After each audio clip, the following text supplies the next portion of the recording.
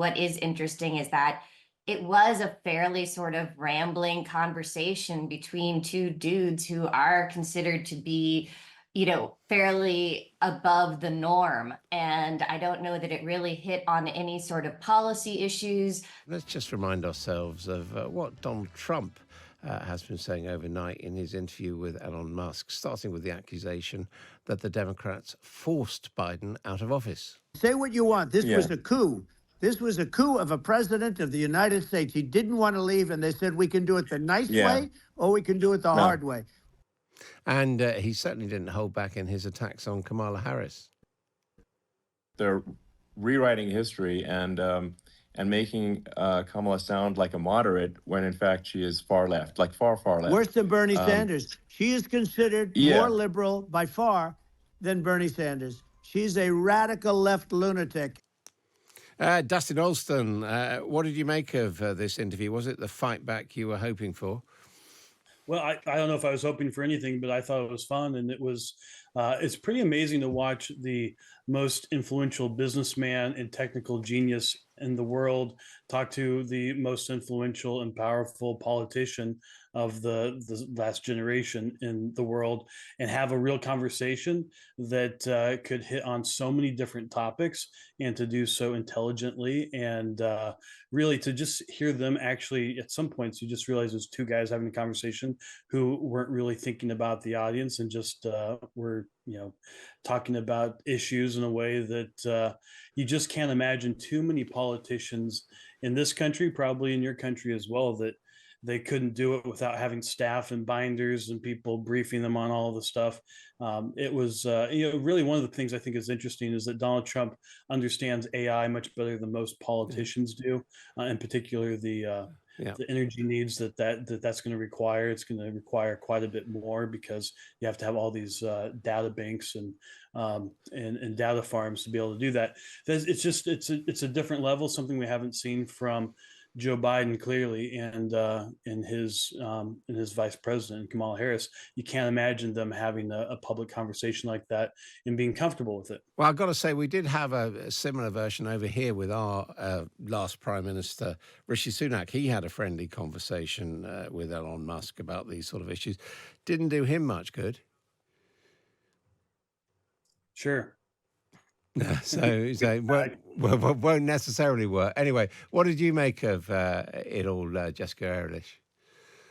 I mean, I tend to agree. I don't know that this is going to give Trump the hoped for boost that he needed. I mean, there was a huge delay with the conversation starting out. And then, what is interesting is that it was a fairly sort of rambling conversation between two dudes who are considered to be fairly above the norm. And I don't know that it really hit on any sort of policy issues, that it spoke to any of the real interests that the American people wanted to hear about. They weren't really having a deep economic conversation, which is really Trump's strong suit. Oil and gas, inflation. And certainly, I think that, certainly, I think that given the fact that Trump is trying to play more, particularly with choosing J.D. Vance as his running mate, to more of working blue collar Americans throughout the country, that a conversation for 2 hours with Elon Musk talking about things that don't really speak to the issues and problems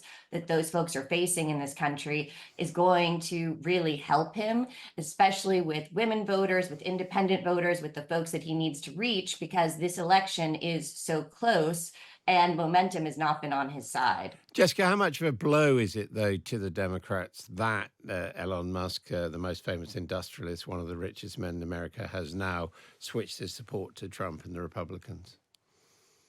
I mean, we haven't seen really any bumps from any large, folks that have gone out. I mean, perhaps if we saw Taylor Swift again telling people to go out and register to vote, we see more of a reaction than we do from Elon Musk.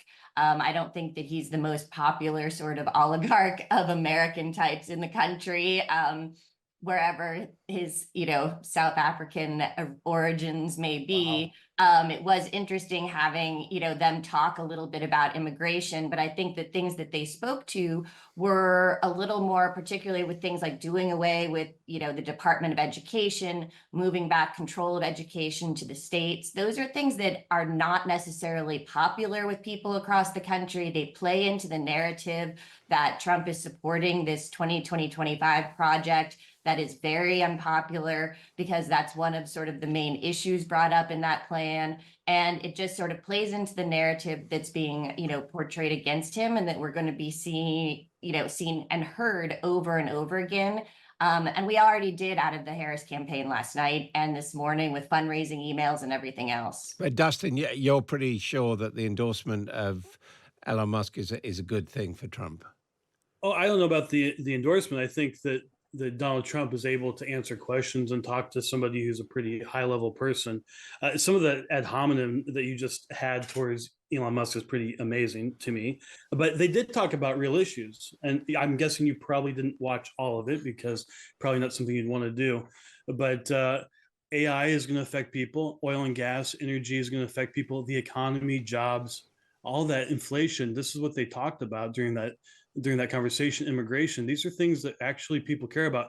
And as a pollster, the two issues, the top issues for people are inflation in the economy and immigration, the border. And Donald Trump is well over Kamala Harris as far as being trusted on those issues, and it's what they talked about. So this is not, you're trying to present something that didn't happen. They actually talked about those issues, and that's really important to people. Now, it is interesting, though, what the other side was doing. They're trying to have their own Zoom call and whatnot.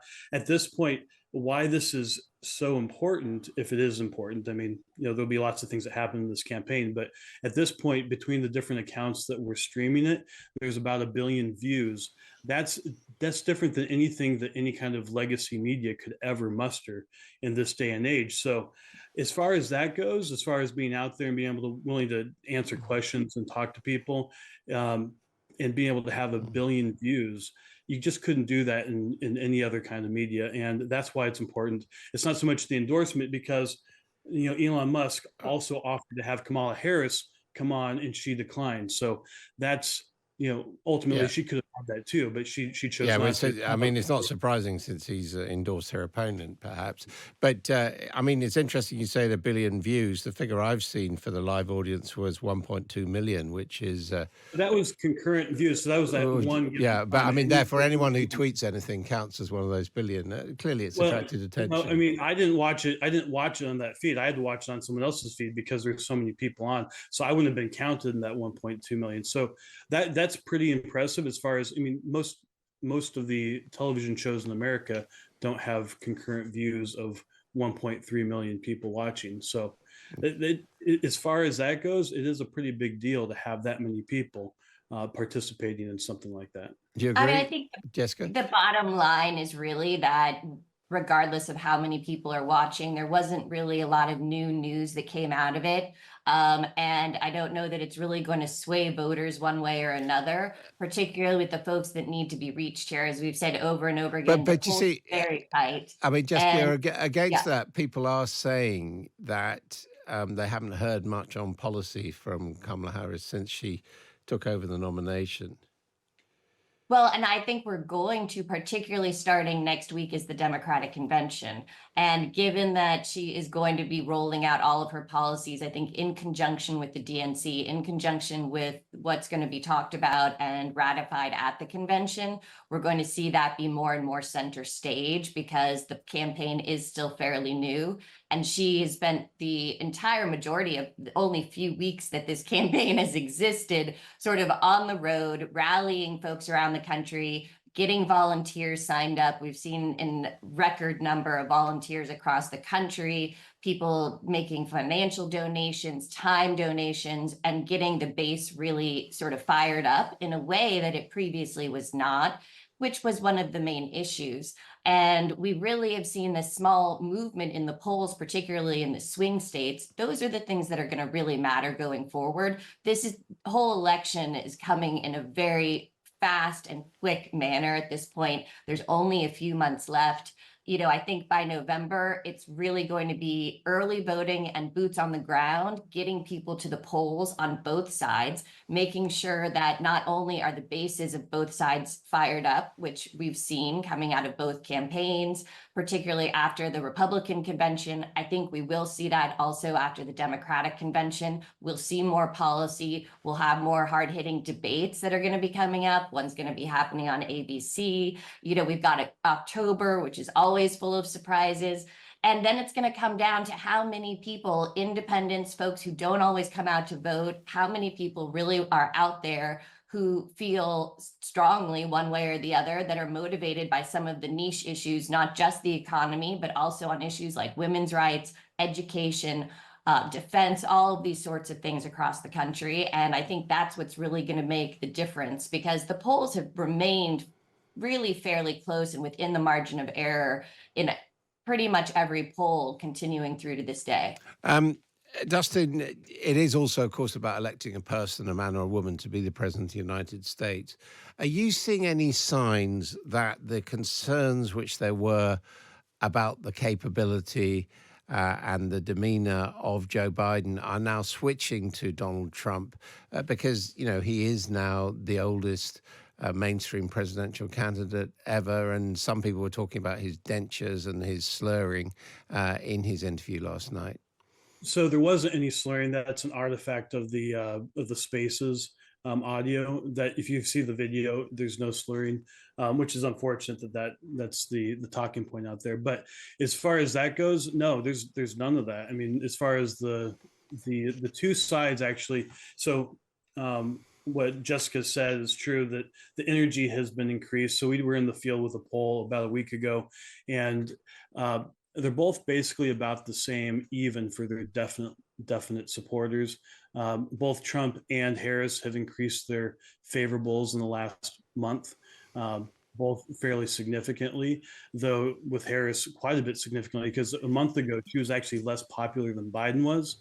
And the fawning coverage over the last few weeks has definitely had an impact, though that has definitely been blunted in the last week. And there hasn't been too many public polls that have come out in the last week or so. But, it's interesting to see that both campaigns seem to have a pre-convention bounce.